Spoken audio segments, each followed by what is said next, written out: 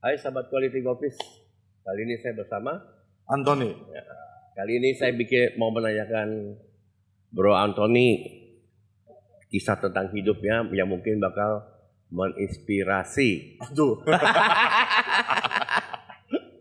customer kita. asik, mantap. Gimana? Awal mula bisa jadi YouTuber tuh gimana? Awal mulanya nganggur. Waktu COVID kan nggak ngapa-ngapain, mulai PSBB. Jadi iseng-iseng buat video, dan habis itu daripada taruh di HP kan, nanti kadang HP ke format apa segala macam kan, pikiran titiplah di YouTube. Titip di YouTube, nggak ada batas penyimpanannya, kok ada yang nonton ya? Kok banyak ya? Kok makin asik ya? Nah, sampai sekarang. Kok bisa pilih ikan? Ikan, karena memang hobi dari kecil melihara ikan. Tapi hobinya itu mulai stop ketika mulai sibuk kerja atau sibuk sekolah pada saat itu stop. Udah mau dekat ujian, pensiun dulu. Nanti setelah ujian mulai lagi pelihara. Dan akhirnya di PSBB sih yang paling luar biasa. Waktu COVID itu paling luar biasa untuk ngoleksi sama beli-beli ikan. Tapi waktu COVID gila harga ikan tinggi-tinggi ya? Betul, harga ikan tinggi, habis itu juga animo orang, habis itu animo teman-teman yang memang mulai suka ikan juga kan melesat tinggi. Gue juga ngerasain sih. Iya.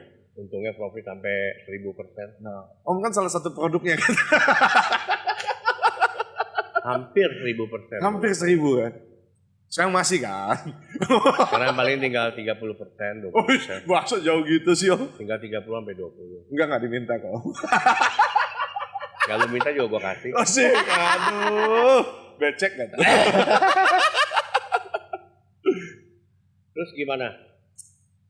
Kedepannya rencananya mau gimana? Kedepannya, karena memang ini dadakan, tapi sudah tidak ada di plan dalam hidup.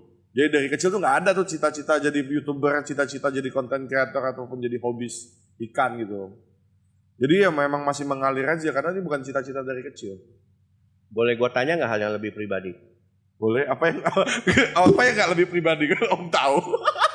Sebulan kira-kira dapat berapa sih plus minus dari YouTube? Dari YouTube, kalau dari YouTube-nya kecil Om. Dari YouTube-nya paling berkisar dari ini naik turun ya. Kalau lagi banyak banget penonton, aku pernah dapat paling tinggi hampir mendekati 60 juta. Itu paling tinggi. Dan paling rendahnya juga pernah. Di saat waktu itu pernah dapat paling rendah itu 9 jutaan. Gitu. Naik turun lah. Jadi yang paling tinggi itu dari endorse? Dari tinggi itu dari endorse harusnya, tapi aku lebih banyak memilih endorse Om.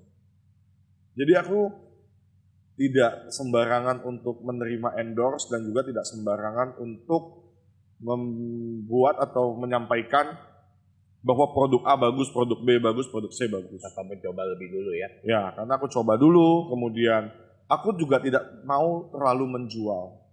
Biarkan aku pakai dan biarkan juga teman-teman atau hobis yang melihat hasil aku pakai, mereka tertarik pakai, mereka kurang tertarik ya pilihan mereka lah. Gitu. Makanya nilai endorse-nya kecil. Terlalu selektif.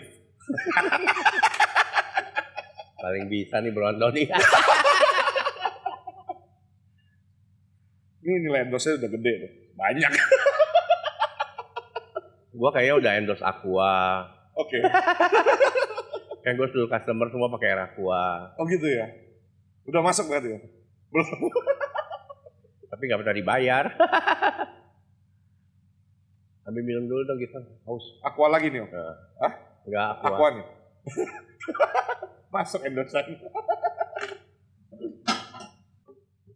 Time berikutnya Bro ya. Siap. Udah siap belum? Wis. Udah kayak diinterogasi. Istri pertama kali lu beli ikan mahal-mahal marah gak tuh? Awalnya sih enggak. Awalnya enggak, Iya. Belakangan baru iya. Sampai akhir pun enggak. Enggak, karena kan pada saat itu kan main job atau bisnis kan juga lagi goyang. Habis itu kan kondisi pikiran juga stres lah. Habis itu istri juga saranin udah istirahat dulu, cari hiburan dulu daripada mikirin kerjaan terus, solusi nggak ada, yang ada stroke.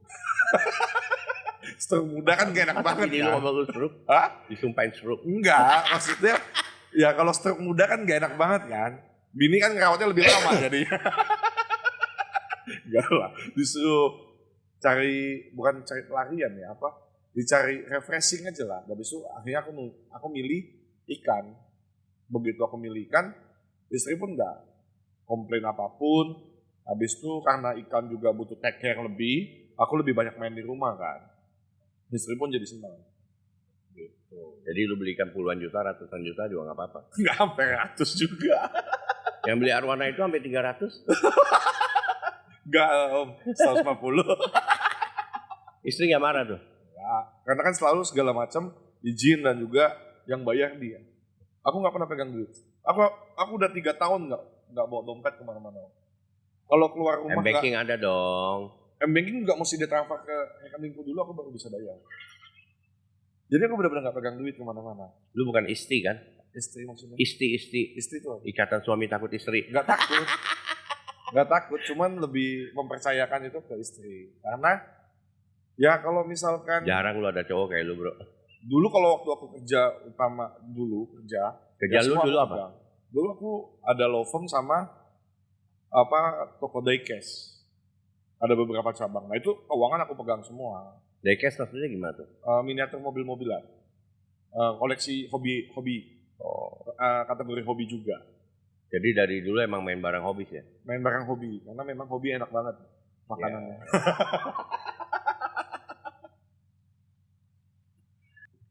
Oke, Siap. selanjutnya. Siap Om. Lu sebagai konten kreator pernah merasa stuck nggak?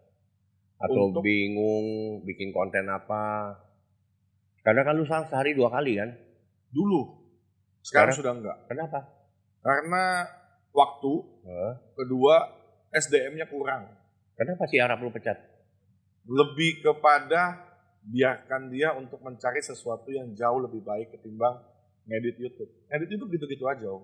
Nggak ada sebuah prestasi, nggak ada sebuah pencapaian. Waktu lu pecat dia nangis ya? Ya karena sudah lama kan ikut, dan kita kan semua yang rata-rata yang ikut aku kerja di rumah itu sudah kayak keluarga tidur bareng lagi. Waduh, lu tidur bareng sama Arab emang bukan lu gay gitu ya? Enggak dong Om. Jadi ibaratnya kalau teman-teman yang kerja sama aku itu partner-partner yang kerja di rumahku, kita tinggal bersama di dalam rumah itu. Jadi kan ada kebersamaan tuh di situ. Gitu loh. Terus lu selama bikin konten pernah stuck gak? Bikin konten stuck karena memang memulainya dari hobi itu enggak stuck sih sebenarnya. Habisan konten gitu. Karena ini kejadian-kejadian dan cerita itu terus ada. Jadi nggak stuck. Karena aku melakukan pemeliharaan juga di rumah. Aku menghadapi permasalahan juga di rumah.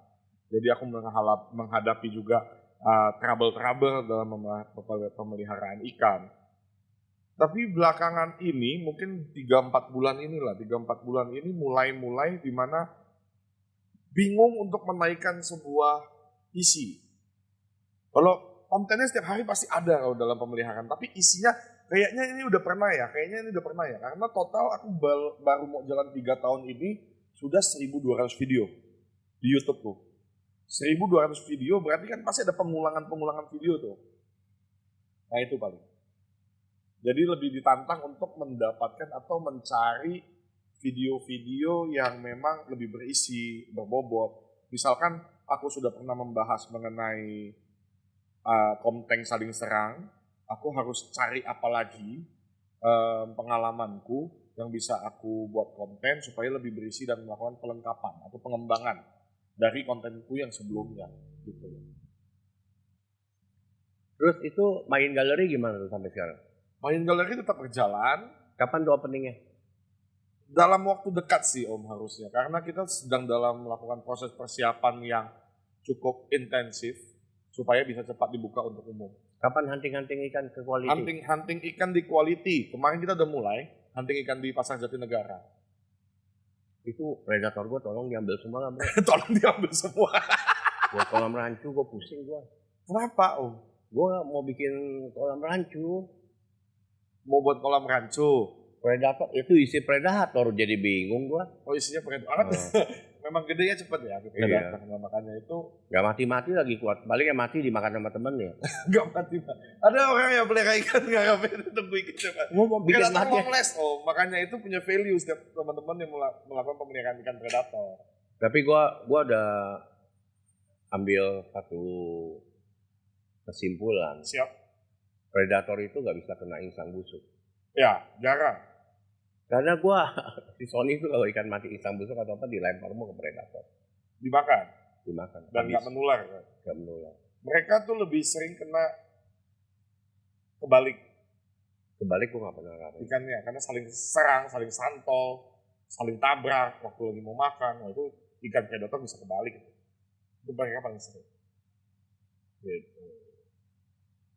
Terus gimana pengalaman lu sebagai YouTuber? Ada yang pernah menyakitkan hati lu gak selama bikin konten? Banyak dong. Hah? Banyak. Lu bikin konten bikin lu sakit hati banyak. Banyak.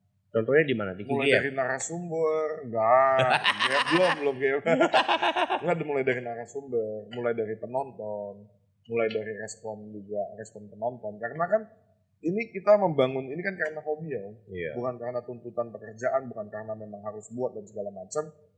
Jadi kadang ada beberapa orang yang memang nggak tahu ada kepentingan apa melakukan serangannya itu intensif. Biasa kan adalah 1-2 penonton yang nyerang-nyerang yang nggak jelas karena memang mungkin baru nonton. Tapi nanti udah nonton di video-video selanjutnya udah mulai kalem nih penonton. Tapi ada juga yang bertubi-tubi, tapi begitu dicari ya cloningan, konten Iya, bodong. kontennya tuh aneh. Namanya juga aneh-aneh. Namanya aneh-aneh. Banyak angka. Ya itu yang membuat sakit hati sih, udah nonton gratis, banyak komen gitu-gitu kan. Kalau komen-komennya yang punya solusi dan berbobot, tentu walaupun menyakitkan pasti aku pelajari. Karena untuk berkembang kan gitu kan, walaupun menyakitkan, tapi udah menyakitkan nggak ada solusinya lagi. Itu yang ngeselin. Kalau dari segi narasumber kadang kita kan juga mempersiapkan waktu dan segala macam, kita udah effort lebih segala macam. Kadang kurang bisa dihargain dan segala macamnya itulah. Itu awal-awal tapi. Yang awal-awal karena mungkin dianggapnya ini ngapain ya buat konten-konten begini apa segala macam. Tapi makin kesini teman-teman yang mau di konten juga udah mulai mengerti lah fungsi mereka masuk di konten itu apa. Ya tujuan kita kan bikin konten kan supaya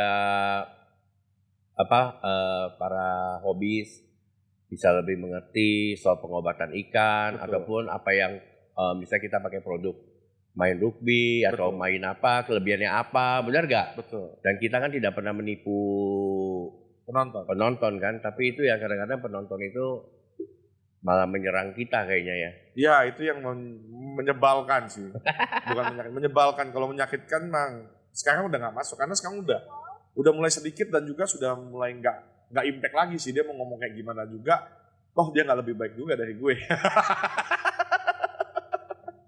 Kenapa lu bikin namanya Jemvlog? Karena memang aku terbiasa dari memulai pekerjaan dulu. Karena aku mulai dari SMP sudah mulai kerja dan juga sudah mulai berusaha ikut orang maupun buka usaha sendiri. Aku terbiasa menggunakan nama. Dan Jemvlog juga nama.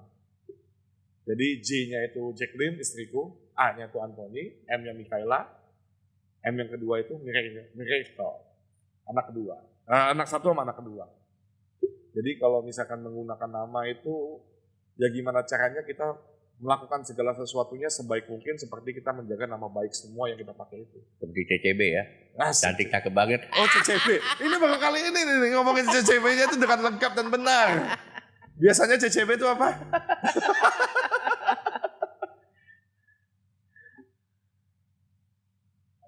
Oke, tanya selanjutnya. Saya lagi sekolah aja. Iya. Ikan apa yang pertama kali lu suka? Pertama kali suka itu ya ini goldfish. Goldfish habis itu berkembang ke koi dan segala macamnya dan sampai sekarang. Sekarang ikan apa yang paling lu suka nomor 1? Sekarang arowana super red. Kedua? Goldfish. Ketiga? All predator. Keempat? Cichlid. Kelima? Discus. Keenam? Tetra-tetraan, molly dan segala macam. Cana paling belakang dong. Cana ya. Kenapa Cana bisa paling belakang? Cana ini agak nyesek. Beli Barkah dulu, aku pernah beli Barkah, harga berapa jual berapa gitu. Ya. Jadi menurutku ya Cana itu enak untuk kita nikmati sendiri sih. Kalau mau ngejar value-nya kurang. Karena kan kita hobis ini kan selain juga menikmati hobi pasti akan mencari value kan dari hobi. Kayak aku di Super Red, habis itu di Goldfish. Gak usah jauh-jauh deh. Yang si Barong. Gue jual. Dari om berapa jadi berapa. Itu kan sebuah value. Itu yang menghangatkan dan mendorong kita untuk mau belajar semakin apa lagi ya? Semakin dalam lagi tentang hobi kita. Karena kita sudah dapat value, kita sudah dapat di luar kita bisa menikmati ikannya ya. Karena kan dari value ini teman-teman mungkin ada yang value-nya dianggapnya ikan ini udah menghibur gua udah jadi value. Ikan ini sudah jadi konten buat gua udah value. Ikan ini udah membawa gua menang kontes udah value. Ikan ini udah menang kontes bisa langsung dijual itu juga value. Jadi value banyak macam. Tapi menurutku dari segi value Cana dibandingkan dengan ikan-ikan lain, value-nya tidak sebanyak ikan lain. Karena lu bikin konten Cana juga view-nya dikit katanya ya? Enggak, konten Cana aku awal banyak loh. Banyak Cana. Besar konten Cana itu penonton-penontonku. Cuman value-nya yang aku rasakan adalah saat ini ya. Karena saat ini aku juga masih melihara. Cana itu hanya bisa aku nikmatin dan aku interaksi di luar konten. Aku bisa lihat dengan enak, bisa ajak main, nah itu value-nya. Tapi kalau untuk sekarang kita mau cari value lain, buka-buka kontes yang orang-orang aja ikannya udah pada bagus-bagus, gimana kita? Kalau menurutku ikan Super Red, habis itu Goldfish, kalau untuk kita ikut sertakan kontes, bukan membandingkan ya tapi ya, ikut sertakan kontes dengan progres dengan kita mulai dari bahan, itu tidak butuh waktu yang cukup lama. Cana itu bisa punya waktu yang cukup lama. Makanya itu banyak teman-teman yang beli bahan setengah jadi di Cana ya. Habis itu padahal bahan setengah jadi itu belum jadi-jadi banget. Mereka masih butuh 2-3 tahun untuk ngejadiin dan kontes dan menang. Itu pun masih banyak yang ngehujat. Dia beli bahan itu udah hampir jadi. Dia nggak lihat effort. Enggak, tetap menang dan tetap ada sampai sekarang. Tapi penonton ataupun orang-orang yang ada di sana melihat bahwa orang ini beli setengah jadi. Dan tinggal bawa kontes menang. Padahal yang dibawa kontes itu 2-3 tahun itu dia progres ya. Lama dia progres dan dengan effort. Sana panjang untuk diprogres. Kalau teman-teman yang memang penghobis tanggung-tanggung pasti mental. Kalau koki 5 bulan tuh kayak gini tuh 5 bulan. Jadi tuh. Kalau Cana itu butuh keseriusan yang lebih, butuh pendalaman lebih, butuh pengorbanan lebih. Makanya aku bilang untuk di konten kenapa belakangan aku jarang naikin konten karena untuk meng-grooming atau menaikkan dari contoh dari segi bunganya, dorsalnya, habis itu finnya, itu butuh waktu yang cukup lama. Mau di-update di kontennya kayak gimana? Gitu. Ini pertanyaan terakhir ya. Ini terakhir nih. Cara bro itu gimana sih nanggapin komentar negatif? Awal-awal kepikiran juga sih. Awal-awal kepikiran, cuman makin kesini ya makin nggak dipikirin. Karena aku sudah berusaha meminimalisir hal-hal yang kurang baik dan berusaha untuk memberikan yang terbaik. Kalau masih ada yang nggak baik juga ya terserah. Bagiku sih begitu. Karena nggak ada orang yang sempurna kan. Kalau tetap dicemooh, tetap dapat feedback kurang baik, aku selalu berpikir dia cuma bisa sebagai komentator, tapi dia nggak sebagai pelaku. Kita lebih unggul 1-2 poin dari mereka yang melakukan aksi ketimbang kata-kata. Udah 2 langkah lebih maju daripada mereka yang berkata-kata. Kita berkata-kata, berpikir, dan juga berbuat. Gak hanya berkata-kata. Jadi ya kita jauh lebih baik daripada mereka. Korek-korek dulu. Oh, siap.